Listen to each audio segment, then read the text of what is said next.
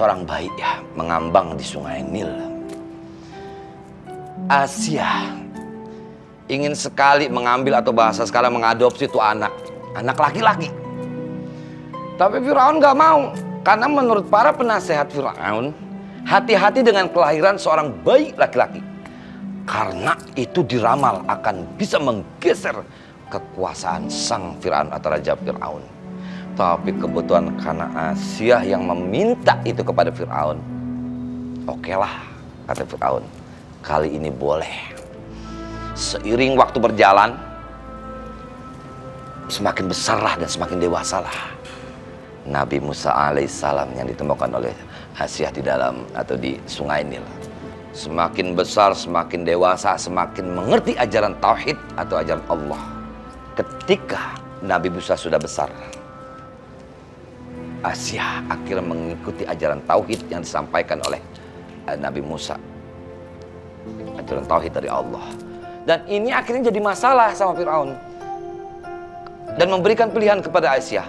Kamu pilih aku dengan segala kehidupan, dengan segala ajaran aku, dengan segala pemahaman aku, atau pilih ajarannya Musa. Apa yang dijawab oleh Asia? Saya memilih apa yang disampaikan dan diajarkan oleh Musa tentang Allah.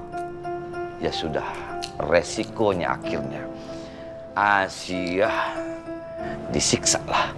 Ditaruh di gurun, dua tangannya, dua kakinya itu diikat, langsung berhadapan dengan terik sinar matahari, dicambuk, dipukul, ditimpuk, ditiban pakai batu.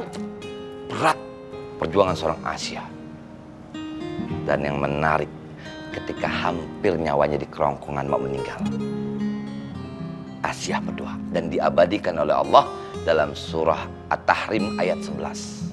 Bunyinya, wa daraballahu mathalan lil ladzina amanu imra'ata fir'aun.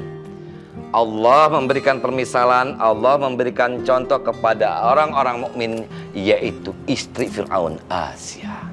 Idz qalat rabbi ibni li 'indaka baitan fil jannah. Apa doa Asia?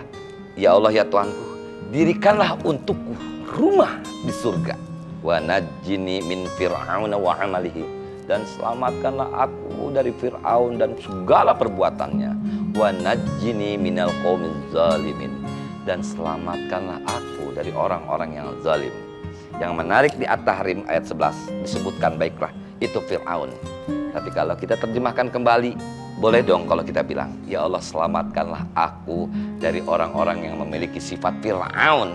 Banyak dong sekarang yang memiliki sifat Fir'aun, yang zalim, yang merampas hak orang, yang gak mau disalahin, yang gak pernah mau ngaku salah, orang lain dikorbanin, banyak dong. Itu At-Tahrim ayat 11. Dan dikuatkan lagi oleh sabda Rasul, wa kamala minar rijal kathir. Laki-laki yang sempurna, kata Rasul, banyak. Walam yakmul minan nisa'i ghair. Tetapi untuk perempuan yang sempurna itu gak ada kecuali Maryam binti Imran, Maryam binti Imran, wa Asia tamra'ati Fir'aun, dan Asia istri Fir'aun. Luar biasa ya, dua wanita yang dianggap sempurna, yaitu Maryam dan Asia. Dikuatkan oleh Rasul, wa inna fadla Aisyah ala nisa. Dan keutamaan Aisyah, tapi beda lagi, keutamaan seorang Aisyah daripada perempuan yang lain, kafadlit farid ala sairit ta'am, seperti keutamaan bubur ya. Farid itu bubur yang memang nasi yang diledekin, biasanya di situ ada daging di atas makanan yang lain. Ada penebalan lagi apa yang disampaikan oleh Rasul. Saat itu Rasul lagi di gurun, kemudian Rasul membuat 4 titik penjuru sama para sahabat. Langsung Rasul bertanya kepada sahabat, atadruna ma hadza? Wahai para sahabat, kira-kira kalian tahu gak ini apa? Apa jawabannya sahabat? Allahu wa rasuluhu a'lam. Allah dan Rasul lebih tahu. Intinya mah kami tidak tahu, wahai Rasul. Apa lanjutannya yang sabdakan oleh Rasul? Wa afdhalun nisa'i ahlil jannah. Ahlul jannah atau para penghuni surga yang paling afdol itu ada 4. Disebutkan siapa aja orangnya. Yang pertama, Khadijah bintu Khuwailid, Siti Khadijah bintu Khuwailid. Yang kedua, Fatimah bintu Muhammad, Fatimah anaknya baginda Rasul. Yang ketiga, sama seperti hadis yang disebutkan sebelumnya, Maryamu bintu Imran, Maryam binti Imran. Yang keempat, yang terakhir, Asyatu bintu Muzahim, Asyah, anak atau bintu Muzahim, imro'atu Fir'aun, istri Fir'aun.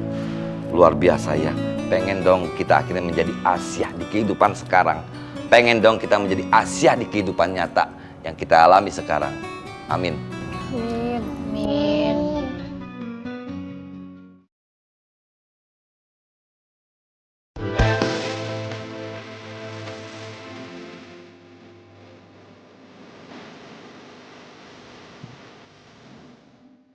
Ini luar biasa seorang Asyah. Tapi menjadi Asyah di zaman sekarang nggak gampang dan nggak mudah. Cobaan ujiannya banyak. Makanya ini untuk para suami. Untuk para suami. Bersyukurlah bila memiliki istri yang cerewet. Karena istri yang cerewet menandakan bahwasanya sang istri masih perhatian sama suami. Karena istri yang cerewet menandakan bahwasanya sang istri masih sangat cinta dan sayang sama suami. Bahwasanya masih peduli dengan suami. Tapi bila cerewetnya seorang istri hilang, istri sudah tidak minta perhatian kepada suami, sudah tidak minta pertolongan kepada suami, sudah tidak pernah menanyakan lagi kenapa engkau terlambat wahai suami, terlambat pulang, terlambat datang, dan sudah tidak bersedih ketika sang suami cuek. Bisa jadi hati sang istri sudah hambar atau bahkan sudah mati karena ketulusannya diabaikan. Apabila itu terjadi, maka sang suami akan sangat amat menyesal.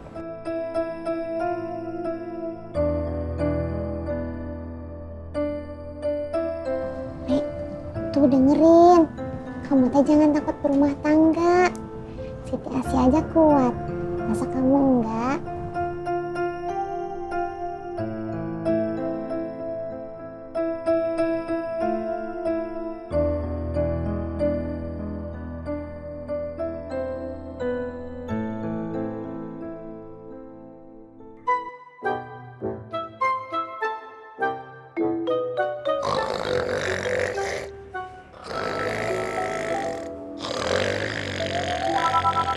Tur, lu denger gak? Enggak, Nang. Gua kagak denger. Justru karena lu gak denger, berarti itu kayaknya Bang Ustadz tidur. Iya ya, Nang. Kalau gitu, itu artinya... Dugaan gua bener, Tur. Pasti Bang Ustadz sengaja ngebiarin dirinya kekunci di gudang. Gua gak nyangka, Nang. Bang Ustadz sampai segitu tega bersandiwara untuk menderita. Ya elah, Tur. Nama juga Bang Ustadz Al Untung yang diberikan karomah.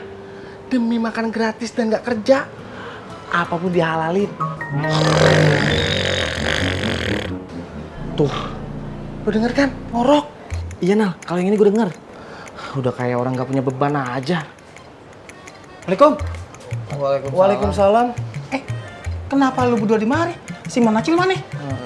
Iya, gue emang tahu lu berempat itu kayak pinang dibelah empat. Hah? Maksudnya Bang Tommy? Iya, sama-sama rusak. Allahu Akbar. Udah, untung mana?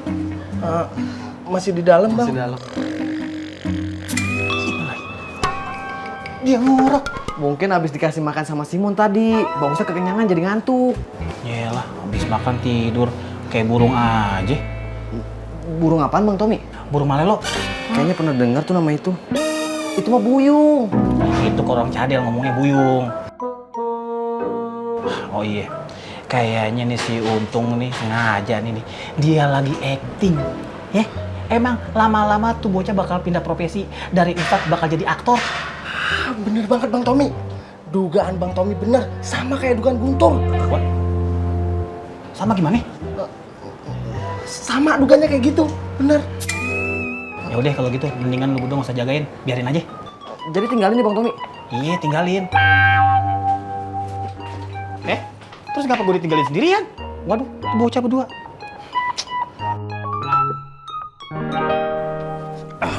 Bang, lu mau mana?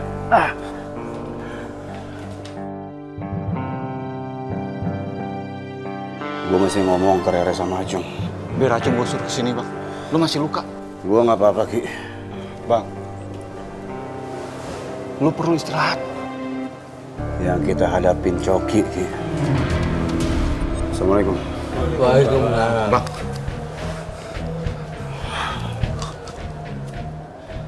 Bang Roman. Kong. Mang. Makasih. Assalamualaikum. Waalaikumsalam. Tuh, kan? Kalau jadi jagoan begitu tuh. Biar kata udah jatuh, tapi dia nggak lupa untuk bangkit lagi, ya? Lo nyindir gue, Bro. Udah jatuh nggak langsung bangkit. Dia masih muda, tulangnya enak. Gua rematiknya agak banyak. Iya, batik kaki gua. Iya, gue lupa. Suul adab, Irman Gabuk. Lama sekali sih datangnya. Ana badan udah capek banget begini. Tulang belulang udah kayak mau rontok. Itu lagi Ana harus buat perhitungan sama Untung.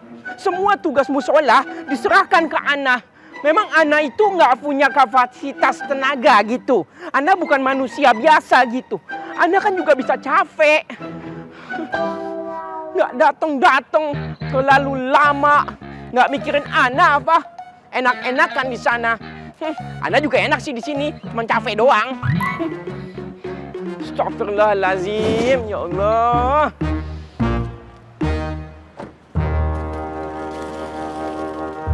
Assalamualaikum, permisi. Waalaikumsalam.